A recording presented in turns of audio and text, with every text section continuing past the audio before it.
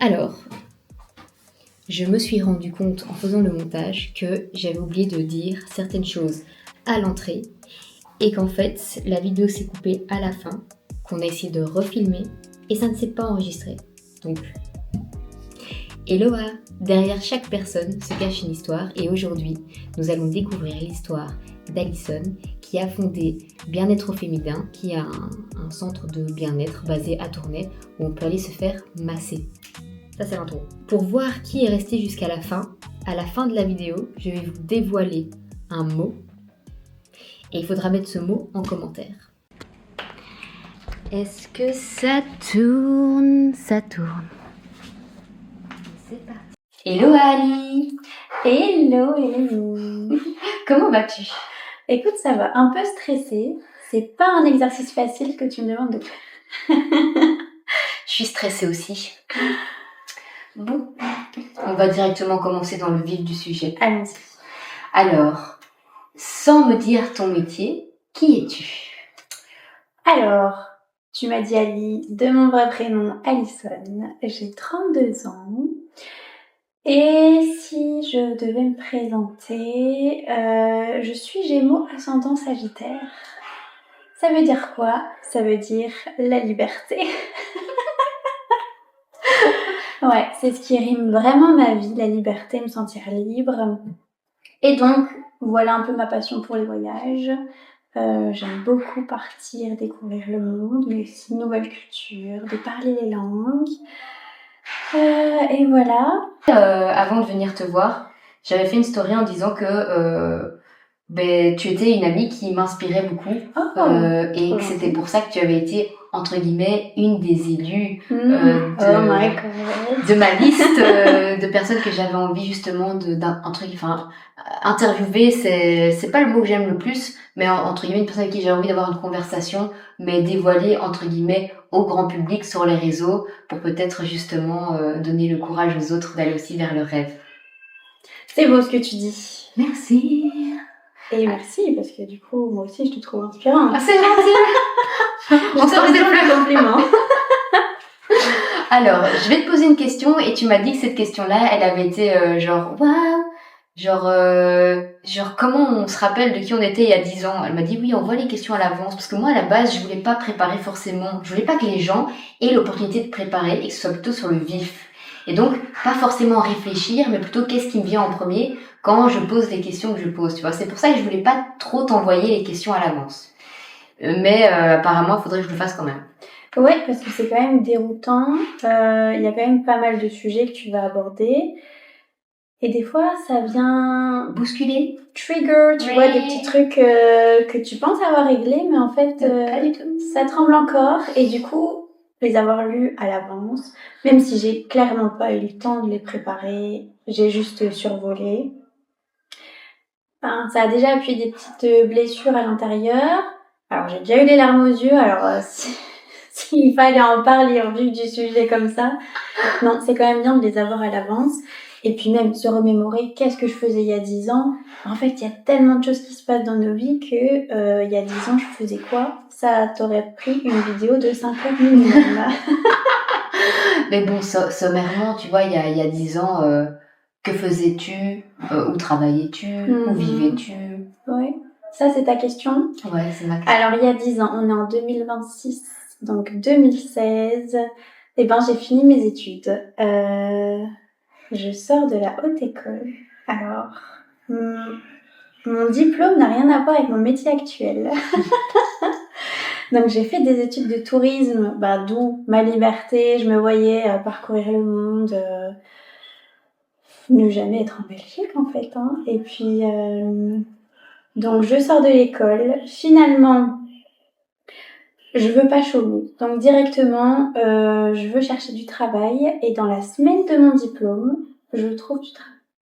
Pourquoi c'est si facile? Parce que je sors du tourisme, du coup j'ai les langues. Et quand t'as les langues, tu trouves vite du travail. Alors, j'ai pas travaillé dans le tourisme, mais j'ai travaillé dans l'administratif.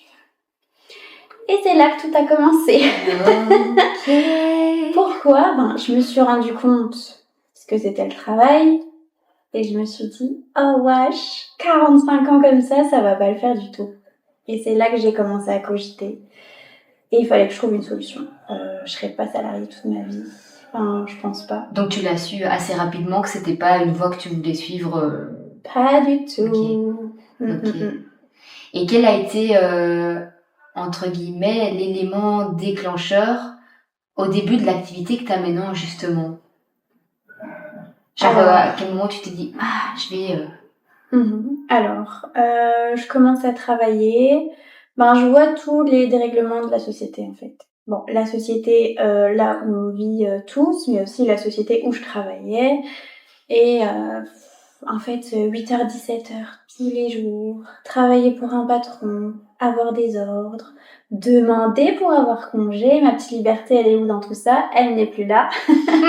Donc en fait, c'était déjà plein de points où je me dis, en fait, mais c'est 45 ans de ma vie que je vais passer à être sous contrat et un peu, tu vois, enchaîner.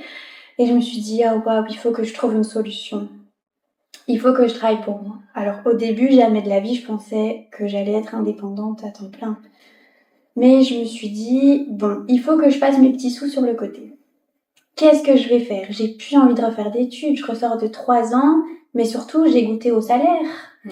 Et puis, retourner étudiante, moyen. Ensuite, je me dis, les cours du soir, oh là là, je travaille toute la journée, si en plus le soir, je dois encore aller étudier, pas facile. Donc ça m'a pris 2 ans quand même à cogiter, à me dire je ferais bien ça, ou ça, ou ça. Et finalement, dans la société où je suis, on est beaucoup, il y a beaucoup de femmes, et il y en a beaucoup où je vois dépression, burn-out. Et je leur dis, mais pourquoi t'es là si t'aimes pas ce que tu fais? J'ai une famille, on sait pas comment c'est ailleurs, je suis obligée de venir travailler. Et en fait, je sentais vraiment, tu sais, cet emprisonnement. On n'est pas bien, mais on reste, on n'a pas le choix. Et je me suis dit, je veux faire quelque chose pour les aider. C'est pas normal de se sentir stressée ou triste, déprimée pour un travail, tu vois. On passe plus notre temps au travail qu'à la maison. Donc, autant qu'on soit bien. Et donc, je me dis, ok, je crois que je veux un truc dans le bien-être. Bon, après, encore la question, qu'est-ce que je fais dans le bien-être? Tout y est passé, sophrologue, plein de choses. Et finalement, après 2 ans à cogiter, je commence à pas être bien là où je suis. J'y vais, mais plus avec le cœur léger. Ça devient une charge d'y aller. Et là, en fait, je parle. À qui, je ne sais pas, mais je dis, putain, mais merde. Oh, pardon, il faudra biper. Non. Mais en fait, je l'ai dit comme ça. Je l'ai dit comme ça et je me suis dit, mais merde quoi, montrez-moi ma voix, j'en ai marre de cogiter et de chercher. Et je vous jure que j'ai ouvert mon Facebook et je n'ai vu, je vais dévoiler ce que je fais du coup. Oui, mais oui, vas-y. Et je n'ai vu que des formations massage s'afficher. Et là, je me suis dit, pourquoi pas. Et du coup, je vois une formation. Je contacte la nana et elle me dit il reste une place dans 2 semaines. Je me dis c'est génial, c'est un signe, je dois y aller. Donc je m'inscris, j'ai aucune base là-dedans et j'y vais et on apprend. Et j'avoue que la première dame que je masse en exercice, on se massait l'une l'autre, c'est très déroutant de masser quelqu'un qu'on connaît pas, toucher un corps qu'on connaît pas. Mais en fait elle s'endort tout de suite. Et je me dis, il y a peut-être quelque chose à faire. J'ai adoré la formation. Le lendemain, j'ai acheté ma table. Et 2 semaines après, j'avais mon numéro de TVA. T'as pas traîné, quoi? J'ai pas traîné. Non, directement, je me suis lancée. En fait, j'avais confiance. Tout ce que je fais actuellement, je saute dans le vide, mais je sais que je vais être rattrapée. Ok. Est-ce qu'on peut dire que tu suis ton instinct finalement? Je suis mon instinct, je suis les signes. J'ai beaucoup de signes, j'arrive à les voir. Alors je comprends pas toujours tout, c'est subtil. Et c'est après je me fais ça voulait dire ça. Ok. Mais en fait, je vais remonter un petit peu le temps. Vas-y. Parce que moi, ce que j'aimerais bien savoir, c'est comment tu en es arrivée à ce côté je suis les signes et je suis mon instinct. Et finalement, à quel enfant tu as été avant d'en arriver à ce que tu es aujourd'hui? Par exemple, si je te dis, est-ce que la petite Ali que t'étais a réalisé ses rêves aujourd'hui? Qu'est-ce que tu me répondras à ça? Oh, c'est la réalité de ses rêves, oui, je pense. Enfin, jamais j'aurais cru vivre cette vie. Bon, c'est un sujet sensible, l'enfance, mais oh, on a grandi dans l'inconfort. On n'avait pas grand-chose. Enfin, Si tu te sens, on peut skipper non, si ça tu veux. va, Hein. ça va, mais ouh là là.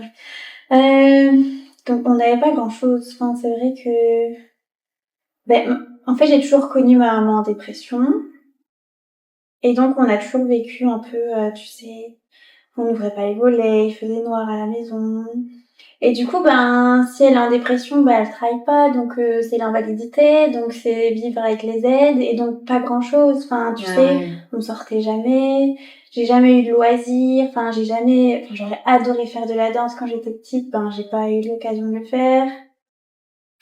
Même le confort à la maison, on l'avait pas forcément, hein, et du coup, être sortie de ça, de ce schéma, c'est une fierté, tu vois. Ouais, je comprends. Alors c'était pas facile, il y a eu beaucoup d'injustices et je me suis toujours dit mais pourquoi c'est pas comme ça chez les autres, ou pourquoi je dois démarrer de plus bas que bas. Mais finalement quand tu le fais, tu te dis waouh, je l'ai fait et c'est possible. Tu vas travailler plus que les autres, ça c'est sûr, mais tu vas y arriver. C'est beau. Et je veux que les gens le sachent, que même si c'est dur pour le moment, si tu donnes tout ce que t'as et que tu le fais avec le cœur, le chemin il va s'ouvrir. C'est marrant que tu dises ça. Enfin, c'est marrant. C'est peut-être pas le bon terme, mais en gros, plus tard dans ce deep talk, j'en viens justement à qu'est-ce qu'on a envie de transmettre aux autres, justement par ce. Qu'est-ce que toi, tu aurais envie de transmettre à la personne qui nous écoute, par exemple, suite à À cette chaque interview. fois, j'ai beaucoup de clientes qui viennent me voir et elles aussi, il y a toujours j'aimerais bien me lancer, mais j'arrive pas, ou j'ai un blocage, qu'est-ce que je dois faire? Et en fait, comme je suis quand même passée par toutes ces étapes, les croyances limitantes, il faut passer au-dessus, il faut aussi on n'est pas entrepreneur, on apprend sur le tas, et du coup j'essaye à chaque fois de transmettre des choses que j'aurais aimé qu'on me dise quand je savais rien du tout sur l'entrepreneuriat, parce que à l'école on n'apprend pas ça du tout, hein. Donc on apprend petit à petit, et j'essaye toujours d'avoir une petite phrase inspirante ou motivante pour la personne qui est en face de moi, en lui disant vas-y, et tu vas voir, une fois que tu passes tes peurs, il y a toujours la lumière qui est au bout du tunnel, quoi. Et tu parles de croyances limitantes. Quelles sont les croyances que tu as dû déconstruire chez toi pour en arriver à ce que tu es aujourd'hui? Évidemment. Les croyances financières, du coup, la peur du manque, c'était ultra ancré chez moi. Mais comme on a manqué de beaucoup de choses étant petit, en fait, j'étais l'aînée, donc bien sûr que je savais quand il y avait des problèmes d'argent, c'est la fin du mois, on peut pas sortir, on peut pas faire ça, il faut faire attention. Donc j'ai grandi avec ces paroles sans cesse sur l'argent. Et c'est sûr que mes premiers salaires, je me suis fait plaisir, ça a volé, quoi. 2 semaines après, j'avais plus d'argent, mais j'ai dû aussi apprendre à me canaliser, à économiser. C'est pas économiser dans mon clan, on connaît pas. Il n'y a pas la possibilité d'économiser. Donc ça se fait petit à petit, mais pour ça, j'ai lu beaucoup de livres. Ah, et quels sont les livres qui t'ont aidé dans ton chemin, si tu t'en souviens? J'en ai lu des tas et des tas. En fait, ça a vraiment commencé comme ça, mon développement personnel et spirituel. D'abord, ça a été vraiment le développement personnel. Ou comme tu dis, les croyances, un petit peu de mindset, entrepreneuriat. Et puis le spirituel est venu aussi. C'était quoi ta question? C'était quels ont été les livres les plus marquants, ou le livre le plus marquant Et ben, c'était Larry Winchett. Alors, je ne connais plus le nom. C'était un livre jaune. Mais je crois que c'est un peu un gourou du développement personnel aux States. Et en fait, il est très cru. Il te dit des vérités, limite il t'insulte dans le livre, mais il te balance des vérités tellement vraies et il va dans tous les sujets que tu dis punaise, il a raison. Allez, je change un truc. Et au début, ça te paraît une montagne. Tu te dis mais comment je vais arriver à son niveau à lui? Enfin, il y a tellement de boulot à faire. Mais en fait, tu changes un truc. Tu fais une routine différente et puis finalement, tu vois tout s'aligne et tu deviens toujours meilleur qu'hier. Et tu dirais que ces petits changements, ou à partir de quel moment, ou ça fait combien d'années que tu as commencé à lire des bouquins qui t'ont permis justement d'accéder à ton propre développement personnel et finalement ton chemin de guérison? Ben, quasi en même temps, quand j'ai lancé, ben, ma petite activité complémentaire. Bon, je dirais que peut-être 1 an avant. En tout cas, le Covid m'a fait prendre le temps de lire énormément. Ok. Bon, déjà avant, j'essayais de lire un livre par mois. Puis le Covid, c'était un livre tous les 3 jours. Ok, ouais, oui. Mais c'était vraiment, c'était toujours orienté développement personnel, spirituel. Je devais toujours apprendre quelque chose. Bon, après, c'est mon côté Gémeaux, où je dois toujours être stimulée intellectuellement. Je dois tout le temps apprendre des nouvelles choses. Et chaque livre m'apprenait un truc que je mettais, tu sais, au point. Et finalement, ben, ça te fait avoir des petites compétences. Même si tu fais pas des formations, finalement, lire, c'est des cadeaux aussi qu'on reçoit. Hein. Complètement. Et du coup, j'allais rebondir sur un truc que j'ai complètement zappé. Donc on va dire qu'en fait, le début du déclenchement, ça a été un plus ou moins le Covid. Qu'est-ce que tu as rencontré comme obstacle peut-être ou comme difficulté quand tu as commencé à vouloir en fait finalement sortir de cette vie qui n'était pas faite pour toi et à te lancer petit à petit vers un bien-être féminin à temps plein? Bah non, au début, jamais de la vie j'aurais pensé que ce soit mon activité à 100%. Quand je me suis lancée, c'était vraiment mon argent de poche et ce qui allait financer mes petits voyages. C'était ma petite bulle sur le côté qui ramène, tu vois, mes petits sous pour profiter de la vie. Okay. J'avais un temps plein, je faisais ça le soir ou le week-end. Ensuite, j'ai changé de travail. Et là, il y a des matinées, j'allais travailler et je me disais, mais punaise, qu'est-ce que je fais devant ce PC? Je devrais être au bout d'une île, enfin, tu sais, au bout du monde sur une île, à profiter de la vie. Et moi, je suis là à faire des trucs administratifs que on s'en fout de ces papiers. Et je me disais, mais qu'est-ce que je fiche là, quoi? Et c'est ça, en fait, mais c'est encore l'appel de la liberté qui est revenu. Et donc là, je commence à cogiter. Bon, clairement, mes massages à cette époque-là n'étaient pas rentables pour que j'en vive, tu vois. Et donc, c'est là que je me dis, il faut que je négocie un 4-5. Ok, donc en fait, ça a démarré par la diminution de ton temps plein à un 4/5e. Et puis c'est comme ça que finalement, petit à petit, ton activité complémentaire a pris plus de place. Oui. Pour glisser vers l'entrepreneuriat et l'indépendance. Mais ça, c'est ce que je conseillerais à tout le monde. Si vous voulez vous lancer, d'abord complémentaire. On voit comment ça se passe. On se fait un petit nom, on crée des relations, le bouche à oreille. Et puis, une fois qu'on voit que le salaire qui rentre est suffisant, là, on peut lâcher le travail, mais pas avant, parce que c'est les insécurités aussi. Ah oui. Travailler sous pression, est-ce que je vais avoir assez d'argent? Oui.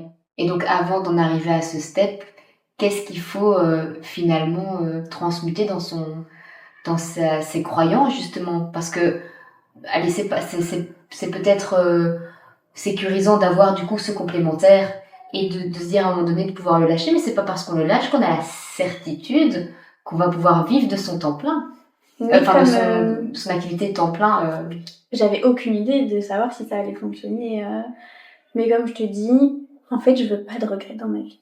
J'ai lu un livre comme ça qui disait que c'était des vieilles personnes interviewées sur leur vie de mort.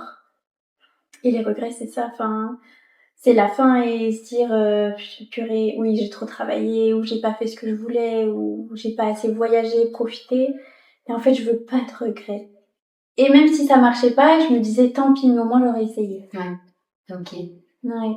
Oui, j'ai un peu cette même philosophie. Alors, attends, je vais juste reprendre quelques questions pour retrouver le fil.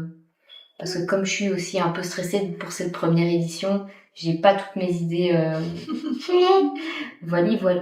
Ah oui, dans ton processus de guérison, à quel moment tu as découvert les blessures d'âme et quelles ont été, parce que finalement les blessures d'âme c'est ce qui forge un peu nos réactions face à ce qui nous arrive dans la vie. Et du coup, quelles ont été tes découvertes par rapport à ça et où tu en es aujourd'hui? Oh waouh. Est-ce qu'on guérit vraiment ces blessures d'âme? Ça c'est une grande question ça. Ouais, on peut les atténuer, mais je pense que il suffit d'une situation et elles reviennent au galop. Après, je pense que finalement, elle les a un petit peu toutes. Quand j'ai commencé, je me suis dit ah oui, j'ai l'abandon, ah oui, j'ai le rejet, ah oui, en fait, j'ai l'injustice aussi. Enfin, on passe Ouais, par toutes ces ouais. phases finalement. Oui, après c'est en comprenant, en acceptant. On n'est pas obligé de pardonner, mais on peut accepter la situation. Ça apaise déjà le cœur. Et voilà, je dirais que j'ai surtout l'injustice. Quand j'ai commencé, c'était clairement abandon, rejet. Parce que bon, de comment j'ai grandi, c'était comme ça. L'injustice, je déteste l'injustice. D'ailleurs, je veux voir une injustice dans la rue, ça va me... Ouf, tu vois, ça remonte comme ça. Je me dis, c'est pas juste. Mais ta question, c'était comment... C'est à quel moment tu as... Parce que finalement, quand on démarre une activité, la première chose, enfin de mon expérience et de ce que j'ai pu comprendre avec ma vision à moi, c'est la première chose qu'on doit travailler, c'est nous-mêmes. Ah oui. Et en commençant à travailler sur nous-mêmes, on se rend compte qu'on peut avoir des difficultés à développer sa propre activité suite justement à certaines croyances et à certaines blessures qui font qu'on a des réactions plus ou moins disproportionnées face à un événement. Et du coup, je voulais savoir, toi, quelles avaient été tes difficultés dans le développement de ton activité en rapport avec ton développement personnel, tes blessures d'âme et ce genre de choses. Quand je me suis lancée full time, enfin, tu sais, j'avais la date qui arrivait, j'avais la fin du contrat et j'étais comme ça. J'ai quand même été voir une kinésio que j'avais déjà travaillé avec. Et en fait, je lui ai dit, cette peur du manque, elle me lâche pas, quoi. J'ai peur. Bien sûr que j'avais peur. J'étais en insécurité. Mais en fait, je pense que le tout, c'est de le faire quand même. Il faut passer la peur. On a tous peur, bien sûr qu'on a peur. Il n'y a aucun entrepreneur qui va dire, oh, je l'ai fait... Non, bien sûr qu'on a peur. Mais une fois que tu passes cette peur, après t'es dans le flow, de toute façon, t'y vas, t'as pas le choix. Tu cherches des solutions au pire. Mais je te dis, quand tu passes cette peur, t'as le cadeau au bout du tunnel, quoi. Maintenant, j'ai découvert les blessures de l'âme. À ce premier travail, finalement, j'avais une collègue, on est devenues copines. Elle me passait tous ses bons plans. En fait, elle était dans son évolution spirituelle et elle m'embarquait avec elle. Ok. Elle m'embarquait ou tous les livres qu'elle lisait, ah ça, ah j'ai fait ça, tu devrais essayer. Du coup, elle m'a vraiment élevée et je pense que c'est un peu grâce à elle que je me suis tournée vers le bien-être. Ok. Ouais. Merci à cette collègue. Tu vois, il y a des chemins qu'on doit croiser. Il y a des personnes qui nous... Allez. Ils nous mettent sur la voie. Et est-ce qu'il y a eu d'autres personnes? Elle, vraiment, c'est vraiment elle qui t'a lancé dans le... Tu sais, elle m'a pris avec elle dans son évolution et au début c'était perché. Je me dis mais qu'est-ce qu'elle me raconte? Et des fois elle me racontait des trucs et j'étais là non ça je veux pas savoir, ça va trop loin. Et quand tu y repenses aujourd'hui? Je me dis quel chemin parcouru, tu sais, ça fait 10 ans, enfin c'était quand même 10 ans de développement, enfin on n'arrête jamais de travailler sur nous-mêmes. Hein. Ouais. Et c'est ça qui est beau. Et je pense que même à 90 ans, on travaillera encore, il y aura des choses qui vont encore venir, mais jamais s'arrêter, toujours continuer. Et puis c'est aussi ne pas transmettre ses blessures aux générations d'après. Hein. Mm. Et si tu devais, si tu devais dire quelque chose à la petite fille que t'étais, genre, qu'est-ce que tu lui dirais aujourd'hui? Qu'elle est super forte et que c'est temporaire. Oh purée, tu m'énerves. C'est temporaire. Alors c'est pas facile à comprendre maintenant, mais il faut peut-être vivre l'inconfort maintenant pour justement apprécier le confort d'après. Ouais. Oui, un peu le jour et la nuit, quoi. Ouais. Si la nuit n'existait pas, on n'apprécierait pas le jour. Et... Tu vois cette injustice-là pourquoi c'est pas juste qu'on vive comme ça? Ben, peut-être il a fallu vivre ça pour se dire, allez, je sors de ça et je vais atteindre les étoiles. Enfin, Oh, wow. je vais faire... jamais je me serais vue chef d'entreprise.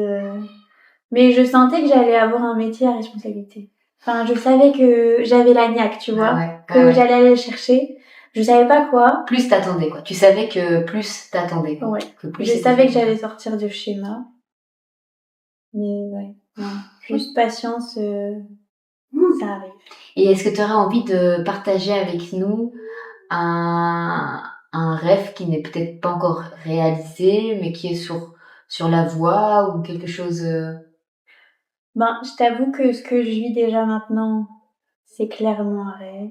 Enfin, tu sais, quand je relis mes petits carnets de visualisation, quand je les relis de temps en temps, tu sais, pour me rappeler d'où je viens, du bas que j'ai construit, des fois je me dis, oh waouh, c'est vrai, on est passé par là. Enfin, tu sais, la vie va tellement vite, on est toujours occupé, que des fois se remettre dans le truc et se dire, ah ouais, c'est vrai que tout ce que j'ai fait quand même, ben, ça n'a pas servi à rien, quoi.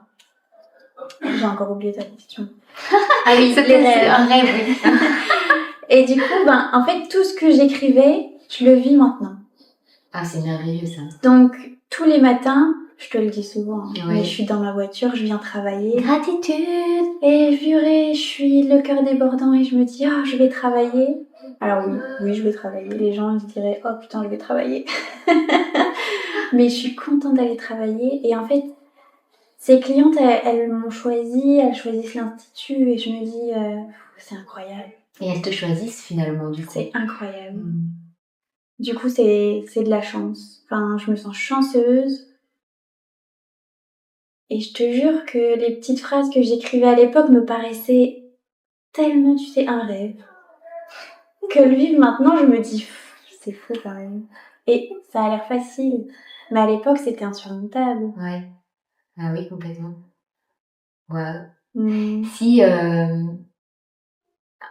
on va dire un mot pour la fin. Qu'est-ce que tu dirais aux gens qui nous écoutent? Le mot de la fin. Ben, croire en ses rêves. Il n'y a rien qui est trop grand. Franchement, il faut faire confiance à l'univers, à soi. On peut tout atteindre. Une fois qu'on décide de le faire, c'est possible.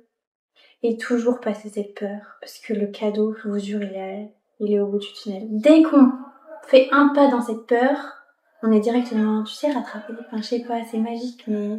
Bon, après, ça, peut-être que c'est moi qui suis un peu dans les... Tu sais...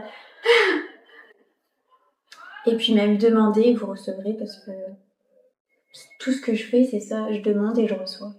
Alors, tous les mois, je manifeste mon chiffre d'affaires et tous les mois, on est dedans.